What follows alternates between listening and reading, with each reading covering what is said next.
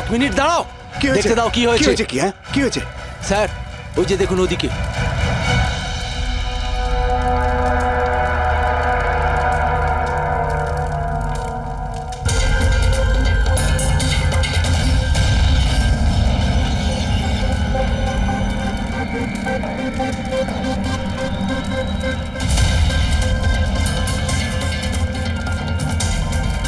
ওই দেখুন স্যার।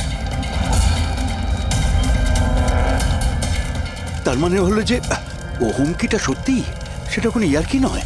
কিন্তু এ কে? মনে হয় এ সুইসাইড বম্বার। সিআইডিকে ফোন করো।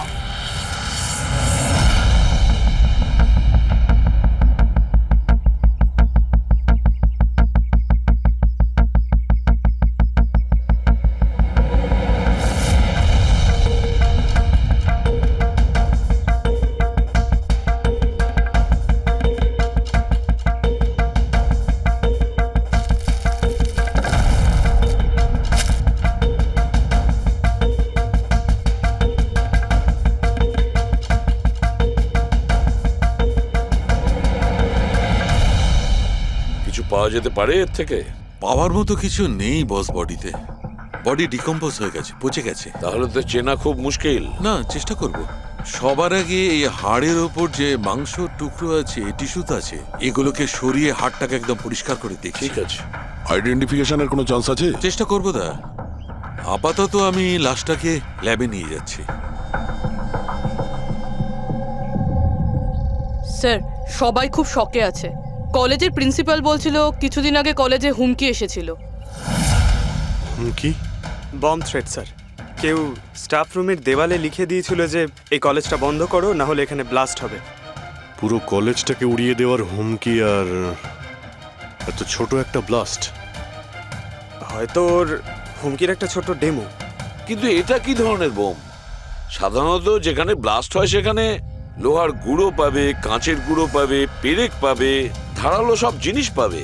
তার কারণ হলো যতটা সম্ভব ক্ষতি করা। ফ্রেডি, একবার দেখাও তো।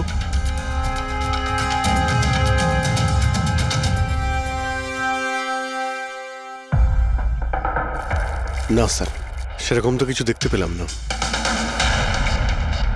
আচ্ছা প্রিন্সিপাল সাহেব, আপনাদের স্টাফ রুমটা কোথায়? সেকেন্ড ফ্লোর, আসুন। চলো। রবিবাবু, আপনি যে বলেছিলেন যে দেওয়ালে কেউ কালি দিয়ে লিখেছিল, সেটা কোথায়? সেগুলো তো আমি মোবাইলে, এই দেখুন স্যার।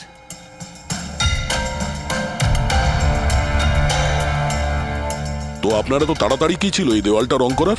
সমস্ত স্টাফেরা খুব ঘাবড়ে গিয়েছিল, সবাই চিন্তা করছিল, আর কলেজের পরিবেশ খারাপ হচ্ছিল। তারপর এক্সামিনের সময় এসে গেছিল, সেই জন্যই আমি মুছে দিয়েছি। কিন্তু এই পেনটা কে করেছে?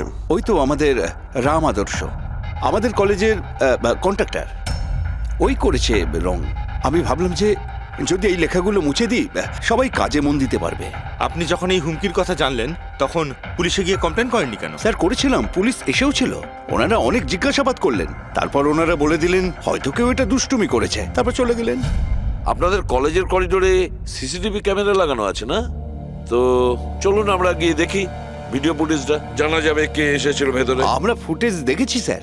কি দেখেছেন? যত লোক বাইরে থেকে ভেতরে এসেছিল আর গিয়েছিল, তারা হয় প্রফেসর বা স্টাফেরা, বাইরের তো কোনো লোকই আসেনি। কারণ যদি হুমকি দেওয়ারই হয় তো সে স্টাফ রুমে কেন লিখতে যাবে? আপনার রুমেও লিখতে পারতো, বা কলেজের যে মেন গেট রয়েছে সেখানেও সে লিখতে পারতো। এখানেই কেন কেন লিখলো? দেখুন রবিবাবু, কেউ না কেউ তো ভেতরে এসেছিল।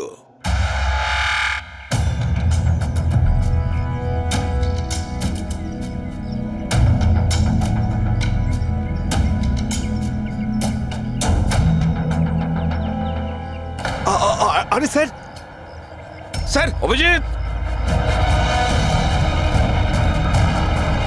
অভিজিৎ কি করছো তুমি?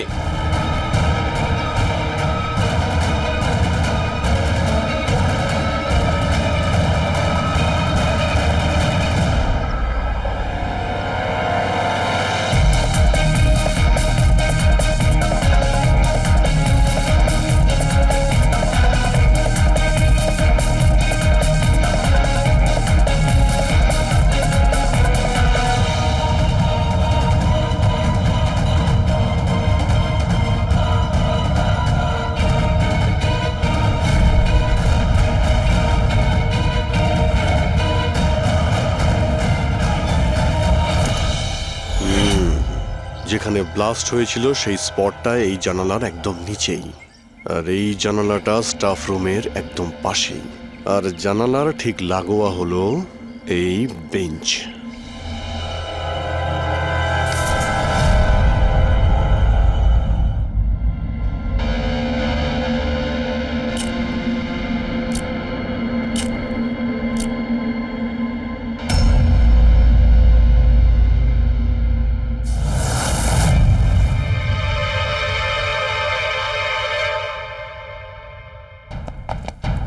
স্যার, ক্লাসরুমে যদি ঢুকতেই হতো ওই দরজাটা দিয়ে ঢুকতেন। এরকম হার্ট অ্যাটাক করানোর কি প্রয়োজন ছিল? আরে আমি চেক করছিলাম যে আমাদের বোমবার সে কতটা রিস্ক নিয়েছিল স্টাফ রুমে গিয়ে ওই হুমকি দেওয়া পেন্ট লেখার জন্য। তার মানে স্যার, এই যে 65 লেখা বেঞ্চে যে ছেলেটা বসেছিল সেই বোমটা নিচে ফেলেছিল, যা ঠিক ওখানেই পড়েছিল। আর আমরা সবাই কাঁচের টুকরো আর লোহার টুকরো কেন পেলাম না জানো? মানে ওটা হোমমেড বোম ছিল? এক্স্যাক্টলি, এটা হোমমেড বোম ছিল। এই যে বাড়িতে ব্যবহার হয় না ব্লিচিং পাউডার ইত্যাদি, এগুলো দিয়েই বানানো হয়েছিল। সেই কারণেই ওই এভিডেন্স প্যাকেটে ব্লিচিং পাউডারের গন্ধ আসছিল। স্যার, এই ব্লিচিং পাউডার ওর ওই বেঞ্চেও লেগে রয়েছে। স্যার, তাহলে ওই ওই বডিটা কার ছিল? শালুকে কঙ্কালটা ফরেন্সিক ল্যাবে নিয়ে গেছে, জানা যাবে সেটা কার। আচ্ছা রবিবাবু, স্টুডেন্টরা কোথায়? স্যার, সবাইকে বাড়ি পাঠিয়ে দিয়েছি। আর এই স্টুডেন্টটা কোথায়? টেবিল নম্বর 65-এ যে বসেছিল। স্যার নাম্বার 65 তো আরিয়ানের। স্যার, ও 1 নম্বরের দুষ্টু ছেলে, কলেজে সব প্রফেসরদের জ্বালিয়ে খেয়েছে, 1 নম্বর দুষ্টু। আরিয়ান, চলো এবার আমরাও ওকে একটু বিরক্ত করি। I am sorry sir, I am sorry. চুপ! এই জন্য কলেজে জয়েন করেছো? কলেজটাকে বোম দিয়ে উড়ানোর জন্য? কেন করেছো এটা? স্যার, এক্সাম আসছিল আর আমি একদম তৈরি ছিলাম না, তো ওই দিন আমি স্টাফ রুমের ভেতরে যাই আর কলেজটাকে বোম দিয়ে ওড়ানোর হুমকি দিয়েছিলি?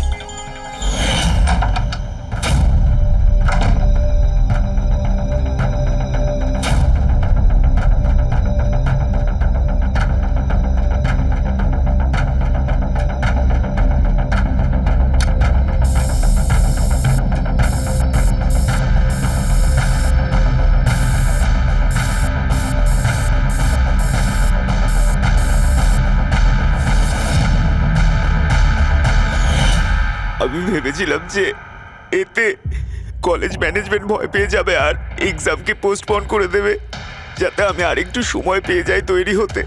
আচ্ছা, এইসব বোম টোম বানানো তুমি কোথা থেকে শিখেছো? স্যার, ইন্টারনেট থেকে শিখেছি, ওখানেই সব ইনফরমেশন পাওয়া যায়। স্যার, ওখান থেকে যে কেউ বোম বানানো শিখতে পারে। আমিও তাই করেছিলাম। আর এক্সামের দিন ক্লাসরুমে আমি এক্সাম শুরু হওয়ার আগে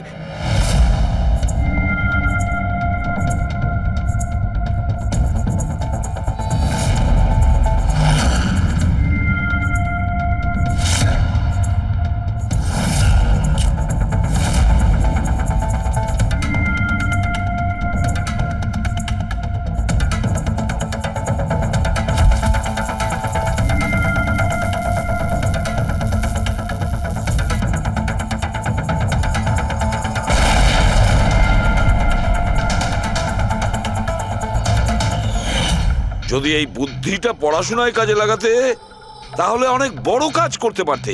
স্যার, আমি এইসব এক্সামটা বন্ধ করতে করেছিলাম। স্যার, আমি কাউকে মারতে চাইনি। কিন্তু মেরেছো তো ঠিকই না? না বস, আরিয়ানের কারণে কারোর প্রাণ যায়নি। এটা কি বলছো তুমি শালুকে? বোম ব্লাস্ট করেছে ও কলেজে? হ্যাঁ বস, বম ব্লাস্ট করেছে। আর ওই বম ব্লাস্টের কারণে একটা মার্ডার কেস আমাদের সামনে এসে হাজির হয়েছে।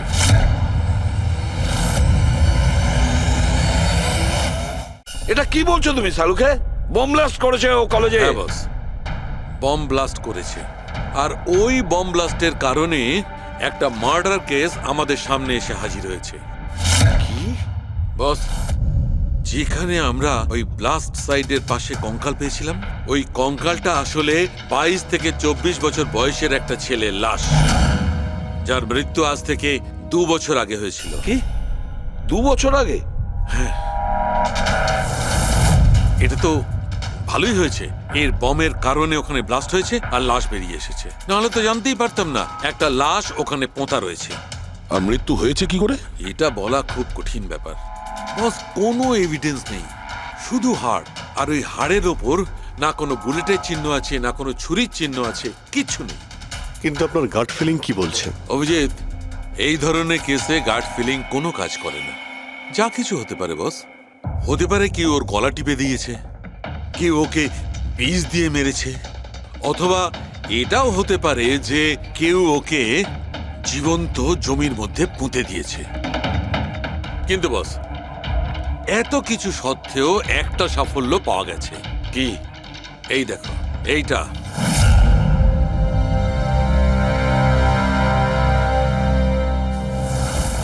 এই সেই ছেলেটা? হ্যাঁ স্যার, এই কলেজে প্রিন্সিপাল হবার আগে আমি কেমিস্ট্রির টিচার ছিলাম। সব ছাত্রছাত্রীদেরই আমি পোক করতাম যাতে কেমিস্ট্রিতে তাদের রুচি আসে, কিন্তু একে কখনো আমায় পোক করতে হয়নি, কারণ প্রথম থেকেই এর কেমিস্ট্রির প্রতি নজর ছিল। খুব ব্রিলিয়েন্ট ছিল স্যার। আর্থ ন্যাশনাল কেমিস্ট্রি অলিম্পিয়াড অ্যাওয়ার্ড 2015, 2 বছর আগে। আগে হ্যাঁ, আমরা এই অ্যাওয়ার্ড পেয়েছিলাম। আর শালুকের কথা অনুযায়ী ওর মৃত্যু 2 বছর আগে হয়েছিল। আপনাকে কেউ কিছু বলেনি যে ও চলে গেছে, ও নিখোঁজ হয়ে গেছে? পুলিশের রিপোর্ট তো নিশ্চয়ই করেছে। না স্যার, আমাকে কেউ কিন্তু বলেনি। কে যেন বলেছিল এর আর ওর বাবার মধ্যে কোনো বনিবনা ছিল না, তাই বাড়ি ছেড়ে চলে আসে। তবে খুবই ব্রিলিয়েন্ট ছেলে ছিল স্যার, পড়ায় খুবই মনোযোগ ছিল। আরে আমাদের কলেজের কেমিস্ট্রি ল্যাবে অ্যাসিস্ট্যান্টের কাজও করত, আর তাতে যা টাকা পেত সেগুলো খরচ করতো না, সবই সঞ্চয় করত। কোনো বিশেষ জিনিসের জন্য ও টাকা জমাতো? ও বলতো যে আমি কোনো এনজিওর সাথে মিলে দুস্থ মানুষদের সাহায্য করব। হ্যালো স্যার, মাইসেলফ প্রণব, কলেজের চেয়ারম্যান আর লোকাল কর্পোরেটর। ইন্সপেক্টর, আমি এসব কি শুনছি যে এই যে ব্লাস্ট হয়েছে সেটা সুইসাইড বম্বারের কাজ? না, কোনো সুইসাইড বোম অ্যাটাক হয়নি, বরং একটা খুন হয়েছে। কোন? আগে হ্যাঁ, আর সেই খুনটা 2 বছর আগে হয়েছিল। আপনারই এক স্টুডেন্ট ছিল আর্থ, ওকেই খুন করা হয়েছিল। গড। ইন্সপেক্টর প্লিজ, আমাদের স্টুডেন্টের ওপর এর একটা খারাপ প্রভাব পড়ছে, আর আমি কলেজটা খুব তাড়াতাড়ি আবার খুলতে চাই। So please I request you, এই কেসটা যত তাড়াতাড়ি সম্ভব সলভ করুন। আমরাও এটাই চাই। Thank you. অ্যান্ড ইয়েস, আপনাদের কোনো রকমের কোনো সাহায্যের প্রয়োজন হলে একটুও দ্বিধাবোধ করবেন না, আমি যা করতে পারি করব। আপাতত শুধু ওর বাড়ির ঠিকানাটা দিলেই হবে। স্যার, আমার মনে হয়েছিল ও আমার উপর রেগে আছে, আমার উপরে অভিমান করেছে। হয়তো ওর রাগ কমে গেলে নিজের থেকেই বাড়ি ফিরে আসবে, কিন্তু কি করে জানো সে ও? কিন্তু আমরা শুনেছি যে আপনাদের মধ্যে সবসময় নাকি কোনো না কোনো ঝামেলা হতো। হ্যাঁ স্যার, এখন রিয়েলাইজ করতে পারছি যে বেশিরভাগ ভুল আমিই করেছিলাম। আমি নিজেকে একজন ভালো বাবা করে তুলতে পারিনি। ও ঘর ছেড়ে কবে গেছিল আপনার মনে আছে? 12ই আগস্ট 2015। বলেছিল কলেজ যাচ্ছে, তারপর আর ফিরে এলো না। আপনি আপনার ছেলের বন্ধু বান্ধবদের জিজ্ঞাসাবাদ করেননি? হ্যাঁ স্যার, করেছিলাম, কিন্তু ওরা কিছু বলতে পারলো না। পুলিশে নিশ্চয়ই কমপ্লেন লিখিয়েছিলেন? প্রত্যেকটা স্টেটের খবরের কাগজে ওর হারিয়ে যাওয়ার খবর ছাপিয়েছিলাম, কিন্তু তাতেও কিছু হয়নি। আমরা ওর রুমটা কি একবার দেখতে পারি? স্যার, ও চলে যাওয়ার পর থেকে ঘরটা বন্ধই রেখে দিয়েছিলাম। যদি আপনারা মনে করেন যে এখান থেকে কিছু নিলে ওর খুনিকে ধরা সম্ভব হবে, তাহলে প্লিজ প্লিজ আপনারা নিতে পারেন।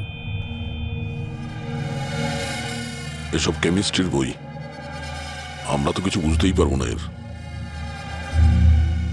ডক্টর সালুকে স্যারকে পাঠিয়ে দিই, যদি উনি কিছু বলতে পারেন। আচ্ছা, এই যে ফটোগ্রাফটা আছে এইখানে, কলেজের প্রিন্সিপাল স্যারের সঙ্গে এই যে 4 জন আছে এইখানে, এদের সবাইকে চেনেন আপনি? হ্যাঁ, এরা ওর ছোটবেলাকার বন্ধু। তুষার, লোকেশ, বীর, খুশি, ওরা সব কলেজে একসাথেই পড়তো আর খুব ভালো বন্ধু ছিল। আচ্ছা, এদের সঙ্গে একবার দেখা করি। এদের অ্যাড্রেস দিন তো আমায়। হ্যাঁ,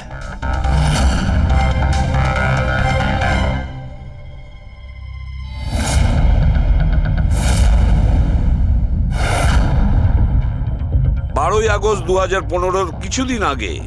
হ্যাঁ, আমি জানি 2 বছর আগের কথা আমি বলছি। তোমরা একটু ঠান্ডা মাথায় ভেবে দেখো, দেখো কিছু মনে পড়ে কিনা। কি হয়েছিল? স্যার এক্স্যাক্ট কিছু তো আমার মনে নেই, কিন্তু 6 অগস্টের দিনটা আমার মনে আছে, কারণ ওই দিন আমার বার্থডে ছিল। আচ্ছা, আর ওই দিন আমি আর্থকে দেখেছিলাম। ও ও গেটওয়েকে কিছু পয়সা দিয়েছিল আর কিছু কিনেছিল ওর থেকে। গেটওয়ে? আমাদের কলেজে একে স্টোনব্রিজের ওয়াচম্যান স্টুডেন্টদের খুব ফেভারিট ছিল। ওর সামনের দুটো দাঁতের মাঝখানে খুব বড় একটা ফাঁক ছিল। এই জন্যই আমরা ওকে গেটওয়ে অফ স্টোনব্রিজ বলে ডাকতাম। এমনি তো ওর আসল নাম কি ছিল? জানি না স্যার, আমরা কোনোদিন কোনোরকমভাবে ওকে জিজ্ঞেস করিনি ওর নাম কি ছিল। হ্যাঁ স্যার, আমরা ওকে শুধু গেটওয়ে বলেই ডাকতাম। আর কিছু মনে আছে? হ্যাঁ স্যার, 6 অগস্টের কদিন বাদে আমি আর্থকে গেটওয়ের সঙ্গে ঝগড়া করতে দেখেছিলাম। কিছু আর্গুমেন্ট চলছিল ওদের মধ্যে।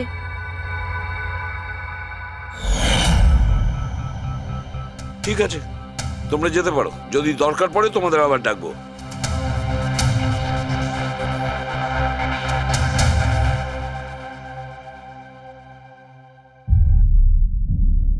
কি মনে হচ্ছে?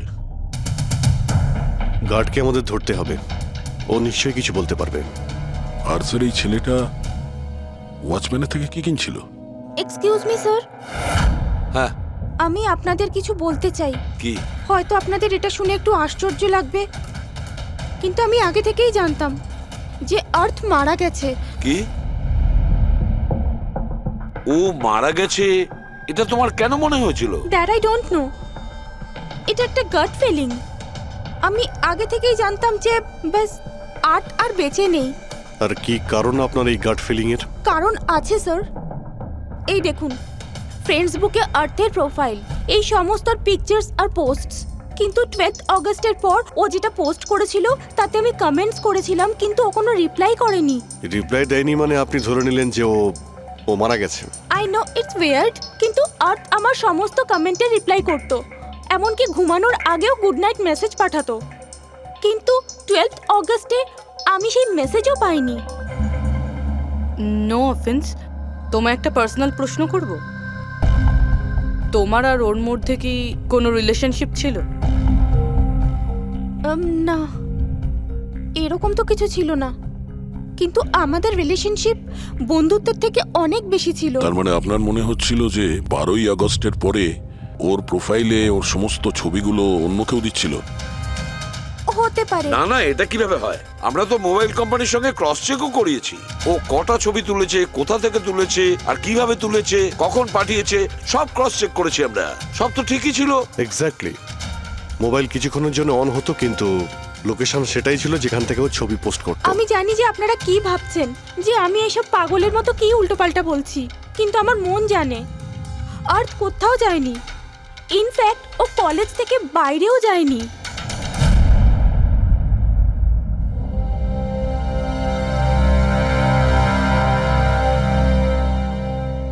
স্যার, হ্যাঁ, স্যার এটা দেখুন, খুশি ঠিক বলছিল, আর্থ কোথাও যায়নি। এটা কি করে সম্ভব? স্যার আমি সব ছবির রিভার্স ইমেজ চেক করেছি। রিভার্স ইমেজ মানে যা থেকে তার ডিটেলসটা পাওয়া যায়? হ্যাঁ স্যার, যদি ধরুন কোনো ছবি আমরা ইন্টারনেটে আপলোড করি, তাহলে সেই ছবির সব ডিটেলস আমরা পেয়ে যাব। কটার সময় তোলা হয়েছিল, কোথায় তোলা হয়েছিল, সব। আর যদি ওই ছবি কেউ কোনো এডিট করতে চায় বা ট্যাম্পারিং করতে চায়, তাহলে আমরা অরিজিনাল ফটোটাও কি আছে সেটা বুঝে যাব। আর স্যার, আর্ট 12ই আগস্টের পর থেকে যতগুলো ছবি আপলোড করেছিল, আমি সেগুলোর রিভার্স ইমেজ চেক করেছি। এই দেখুন স্যার, কি পেয়েছি।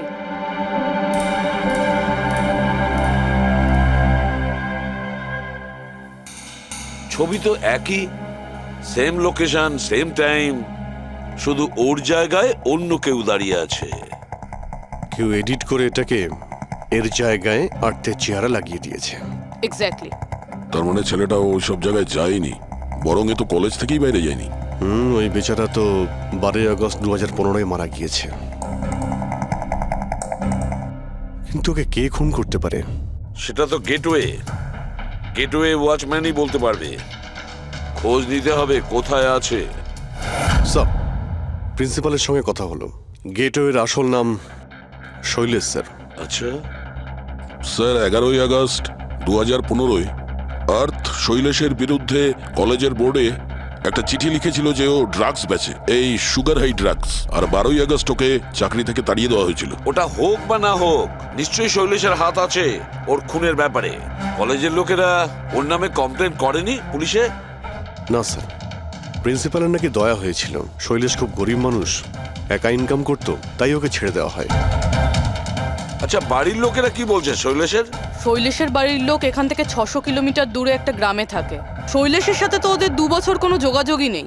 ওরা তো নিজেরাই ওকে খুঁজছে। কিন্তু ওর বাড়ির লোক জানতে পেরে গেছিল যে শৈলেশ ড্রাগ বিক্রি করে, তো ওরা এটা ভেবে নিয়েছে ওকে হয়তো পুলিশে ধরে নিয়েছে আর জেলে পড়ে রয়েছে। এ কিরকম ফ্যামিলি?